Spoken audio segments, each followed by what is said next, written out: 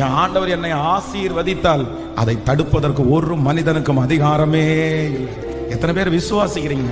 ஆண்டவரே, என்னுடைய வாயில உங்க விசுவாசமான வார்த்தையை நீர் வைப்பீராக ராஜா, வைப்பீராக. மரணமும் ஜீவனும் நாவின் அதிகாரத்தில் இருக்கிறது. நீங்க வாயினால என்ன அறிக்கை செய்கிறீர்களோ அந்த அறிக்கையை கர்த்தர் கனப்படுத்துவதற்கு வல்லவரா இருக்கிறார். ஆண்டவர் ரொம்ப விரும்புறார். என்ன விரும்புறார் அப்படின்னு சொன்னா, நம்ம வாயிலிருந்து நல்ல வார்த்தையை கர்த்தர் எதிர்பார்க்கிறார். பாருங்க, யோபு எவ்வளவு பெரிய விசுவாசமான வார்த்தையை பேசுறார். தேவரீர் சகலவற்றையும் செய்ய வல்லவர், நீர் செய்ய நினைத்தது ஒன்றும் தடைபடாது. எவ்வளவு நெருக்கமான சூழ்நிலையில விசுவாசமான வார்த்தைகளை பேசுறாங்க பாருங்க.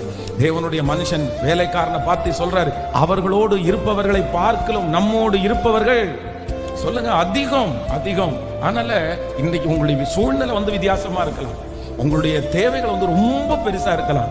ஆனா நீங்க ஒண்ணு